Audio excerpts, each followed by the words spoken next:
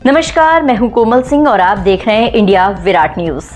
आइए नजर डालते हैं इस वक्त की खास खबर पर। पहलगांव हमले को लेकर दिए गए विवादित बयान को लेकर लोक गायिका नेहा सिंह राठौर शनिवार देर शाम लखनऊ के हजरतगंज थाना पहुंची। वहीं आपको बता दें कि थाने पर बुलाए जाने पर नेहा सिंह ने अपनी नाराजगी जताई और सोशल मीडिया हैंडल एक्स से एक वीडियो जारी करते हुए नेहा ने पूछा, क्या आप जानते हैं कि मुझे क्यों बुलाया गया था? मैंने कोई चोरी नहीं की, बल्कि देश के पीएम से 4 सवाल किए थे। नेहा कहती है कि कानून के हाथ बहुत लंबे होते हैं, लेकिन वो असली गुनहगारों तक नहीं पहुंचते। हालांकि नेहा राठौर ने कहा कि ऐसे लोग जो देश में बेरोजगारी और महंगाई पर सवाल करते हैं और उन्हें देशद्रोही घोषित किया जाना चाहिए। इतना ही नहीं, नेहा ने यह भी कहा कि मुझे इस अपराध के लिए सजाए मौत मिलनी चाहिए। कल मैं जिंदगी में पहली बार कोतवाली गई और पहली बार पुलिस को कोतवाली के अंदर देखा। मुझे अजीब लगा और मैं घूमने नहीं गई थी, मुझे तो पुलिस ने नोटिस दिया बुलाने के लिए। दरअसल नेहा सिंह राठौर ने बताया कि नोटिस मिलने के बाद वो खुद हजरतगंज थाने में बयान देने के लिए गई थी। उनके खिलाफ हजरतगंज कोतवाली में एफआईआर दर्ज है।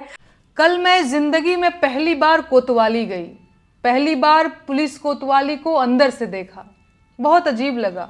मैं घूमने नहीं गई थी, मुझे तो पुलिस ने नोटिस भेजकर बुलाया था।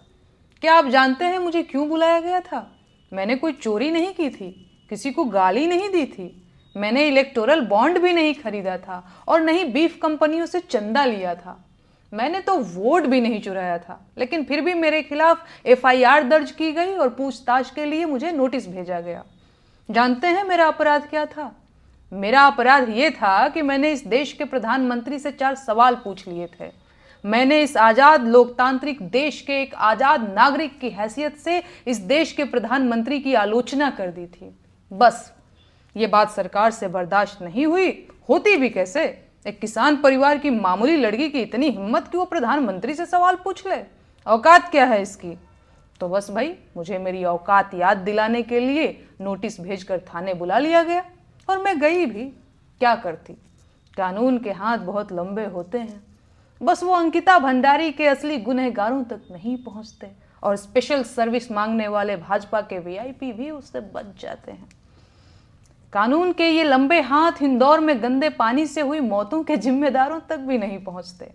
पेपर लीक कराने वाले, टूटी सड़कें बनाने वाले, अल्पसंख्यकों के खिलाफ नफरत भड़काने वाले, नकली दवाओं का कारोबार करने वाले, खाने की मिलावटी चीजें बनाकर देश भर में कैंसर फैलाने वाले, रेल दुर्घटनाओं के जिम्मेदार, टूटते पुलों के ठेकेदार, जंगल उजाड़ने वाले, पहाड़ काटने वाले और हवा को जहर बनाने वाले नेता, अधिकारी और कारोबारी कानून के हाथों से बच जाते हैं।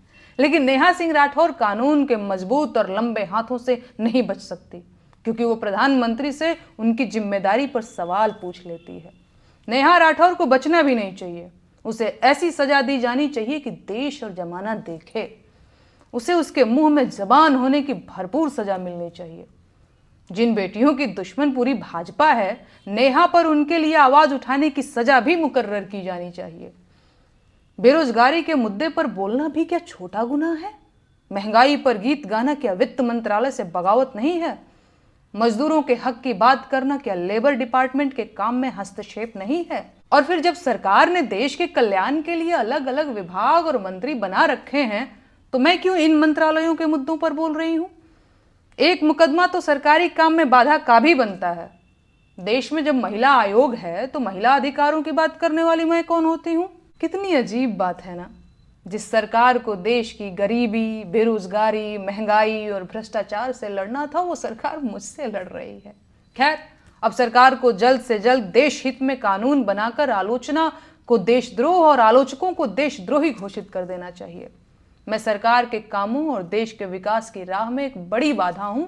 सरकार को देश हित में बिना देरी किए मुझे फांसी दे देनी चाहिए। ये एफआईआर पहलगांव हमले पर किए गए कथित आपत्तिजनक बयान से जुड़ी है। नेहा सिंह राठौर के पति हिमांशु सिंह भी उनके साथ थाने पहुंचे थे। हिमांशु सिंह ने कहा कि वह लोग अपनी कैब बुक करके खुद थाने गए। उन्होंने साफ किया कि हिरासत जैसी कोई बात नहीं है, वह केवल पुलिस से बातचीत करने पहुंचे हैं। उन्होंने ये भी कहा कि पुलिस से सहयोग किया जा रहा है और किसी भी तरह की जबरदस्ती या दबाव की स्थिति नहीं है। मैं जांच में सहयोग हेतु यहाँ पर आई हुई, मुझे अरेस्ट नहीं किया गया है। जो नोटिस दी गई थी कि यहाँ पर आप रात को आई हैं बयान के लिए, क्या बयान आपके दर्ज किए गए? नहीं, अभी बयान दर्ज करने के लिए मैं जा रही हूँ। अगर आप लोग रास्ता छोड़ेंगे तो मैं जा पाऊंगी। क्या पुलिस ने कुछ बताया कि अभी? आज के लिए बस इतना ही। ऐसी ही देश और दुनिया की तमाम छोटी बड़ी खबरों को देखने के लिए जुड़े रहिए इंडिया विराट न्यूज के साथ। नमस्कार।